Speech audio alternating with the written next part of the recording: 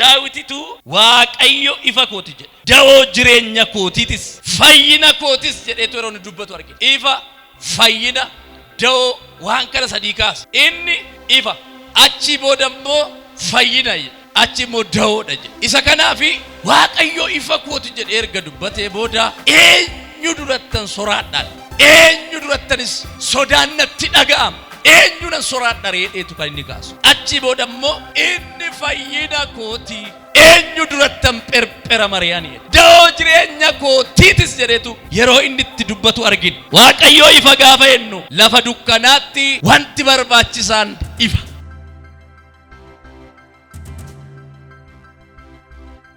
Lafti kun hojiin ishee deddeebiin ishee marti dukkan sochiin ishee hundi dukkan.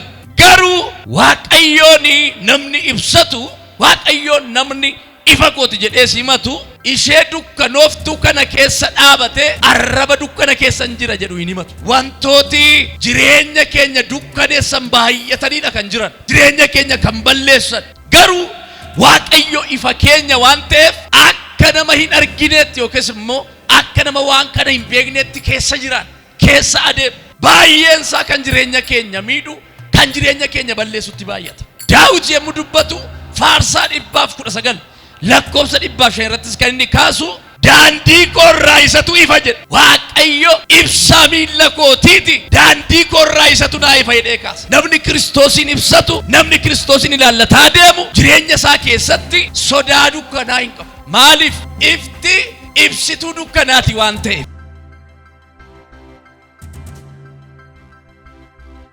Iddoo ifti jirutti dukkana wanti jedhamu hin jiru. Kanaafi Kiristoos ifa keenya erga ta'ee dukkanni matumaa nurratti humna kan hin qabnedha. Dukkanni matumaa nu mo'uu kan hin dandeenyedha. Erga dukkanni mo'ame immoo maaltu jira? Fayyinatu jira jechuudha. Dukkanichi darbinaan dirreen nu eegu dirree fayyinaati. Erga fayyaman immoo perperamuun yaadda'uun sodaachuun tokkoyyuu hin jiru. Maaliif? Kan nama deessutu eenyudha? Waaqayyoodha waan ta'eef.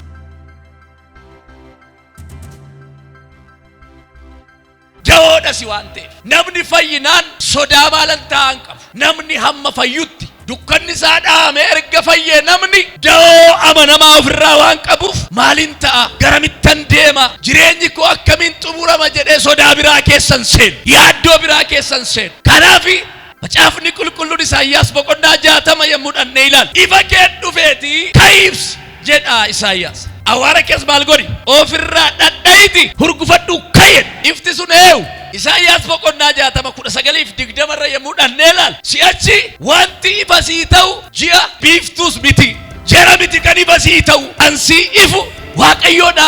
Ifichi an amma sitti dubbadhu kunis Kiristoosidha. Amma ifti kun ifa dukkana ibsu ifa rakkina ari'atu inni ifti sun gaafa ba'ee jedhu dukkanni deebi'een jiraatu. Dukkana kee erga ifti ari'atee booda immoo fayyina keetu mirkanaa'aadha. Ati nama fayyataanaan nama golgabedha nama da'oo Yesuus jala jirudha. Hamaan karaa seenee si nyaatu hin qabu. Ifti waan salphaa miti. Biyya lafaa kanatti wallaansoo jireenyaa karaa garaa spiritually physically waan baay'eedhaan waraanamaa oollee bulla. Waan baay'eedhaan lolamaa oollee bulla. Waan baay'eedhaan jireenyi keenya jeeqamaa oolee bula. Yeroo Kiristoos ibsannu garuu warri dur jiru jennee iddoo isaaniitti ilaallee nu duraa kufuu didan jennee lakkoofnuyyuu kufanii argamu. Kiristoos dura kan dhaabatu hin jiru waan ta'eef. Namni kan danqamu hamma iddoo ifa isaa barutti qofaadha. Namni kan inni deddeebi'ee jireenya isaa keessatti mo'uu dadhabuu fi hamma Kiristoosii wajjin wal argatutti qofaadha.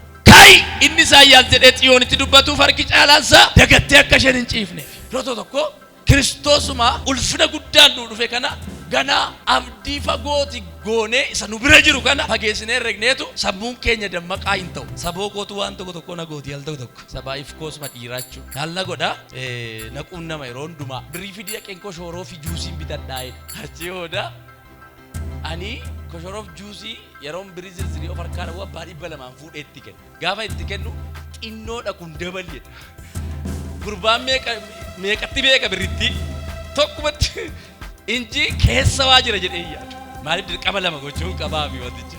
Maaliif akka yaada isaatti birrii xinnoodha waan baay'ee bituuf hin dandeessu. Kanaaf maaliin godhaafi abbaa dhibba namaa waa 15 of keessaa qabu sana birattan waa sammuu ishee gumitti dabalee kennaaf.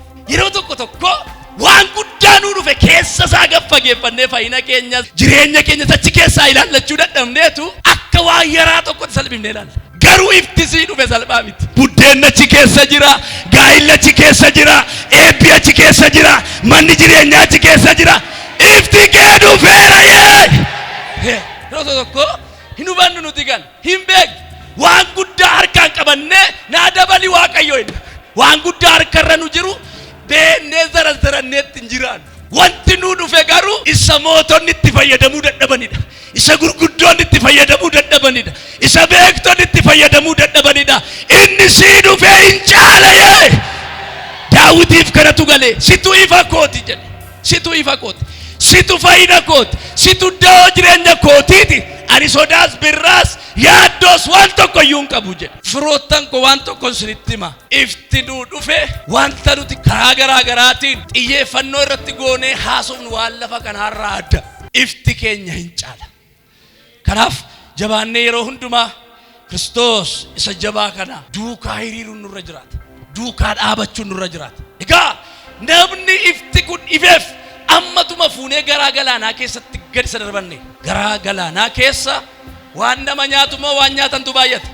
Nama ifti kun ifeef fuunee ammatu garaa galaanaatti gad darbanne. Amma warri nama nyaatan hin nyaatottanii yaaddu. Nama Kiristoos ifeef tokko ifichi namni dhufee fi utuu biyya waan wanti nama nyaatu itti baay'atutti gad darbatame iyyuu waan nyaataaf funaannatee ba'a malee warra nama nyaataniin hin nyaatamu.